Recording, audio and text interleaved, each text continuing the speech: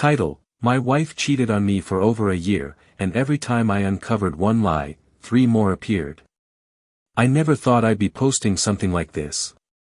For years I read stories on here and always assumed there had to be warning signs. There had to be obvious clues. There had to be some moment where the betrayed spouse realized what was happening. Now that I've lived through it, I understand how wrong I was. Sometimes the lies don't arrive all at once. Sometimes they drip into your life so slowly that you don't notice you're drowning until you're already underwater. I'm 34M. My wife is 32F. We were together for almost 10 years and married for 6. For most of our relationship I genuinely believed she was the smartest person I'd ever met. She was confident, outspoken, and brutally honest, or at least that's what I thought. Looking back, she wasn't brutally honest. She was just brutal. Whenever she was angry, everyone around her felt it. Waiters, cashiers, co-workers, family members. It didn't matter. She had a way of making people feel small.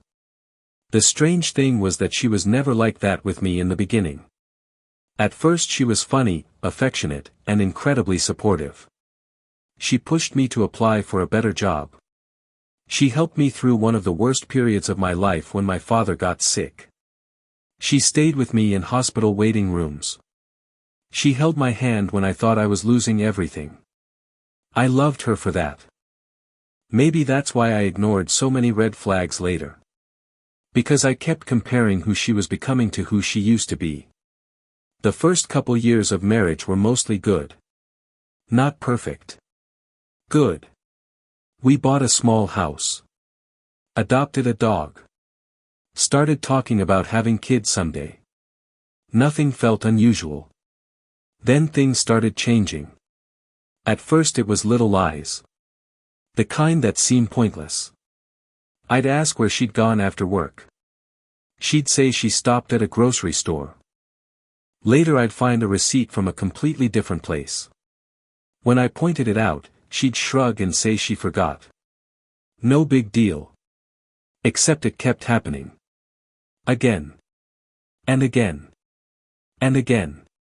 Eventually I stopped pointing it out because every conversation turned into an argument. She'd accuse me of interrogating her. She'd say I was paranoid. She'd ask why I couldn't just trust her. Trust. That word became her favorite weapon. If I questioned anything, suddenly I was the problem. If I noticed inconsistencies, I was insecure. If I remembered something she said yesterday that contradicted what she said today, I was being obsessive. At some point I started doubting my own memory. I wish I was exaggerating. There were moments where I'd walk away from conversations wondering whether I was actually losing my mind. Then came the phone. You know how people always mention the phone? Yeah. That happened. For years she left it anywhere. Kitchen counters. Coffee tables. Bedroom. Didn't care. Then one day it became attached to her hand. Bathroom. Phone. Laundry room. Phone. Taking the trash outside. Phone. Shower. Phone on the sink facing downward. If a message arrived, she'd turn the screen away instantly. I noticed. Of course I noticed. But every time I asked about it, she'd explode. Why are you watching me? I'm not. Then stop acting weird. Those conversations became routine. Then something happened that should have opened my eyes immediately. One night she told me she was going to dinner with coworkers. Nothing unusual. She got dressed up more than normal, but I didn't think much of it. Around midnight I texted asking if she was heading home soon. No response. 1 a.m. No response. 2 a.m. Nothing. I barely slept. At 4 a.m. she finally came home. Her explanation. Her phone died. She fell asleep at a female coworker's apartment. That sounded suspicious. But not impossible. Then, 3 weeks later, I met that coworker at a company event. During casual conversation she mentioned she hadn't seen my wife outside work in months. I remember feeling a strange sensation in my stomach. Like an elevator dropping. Not enough evidence. Just enough to make me uncomfortable. When I confronted my wife later, she didn't miss a beat. She immediately said the coworker must have forgotten. Then she got angry. Then she cried. Then she accused me of calling her a liar. The argument somehow ended with me apologizing. I wish that was the dumbest thing I did. Unfortunately it wasn't. Over the next year her behavior became increasingly unpredictable. One week she'd be affectionate. The next week she'd barely speak to me. She started canceling plans constantly. Date nights disappeared. Weekends together disappeared. Conversations disappeared. If I asked what was wrong, she'd claim she was stressed. Work stress.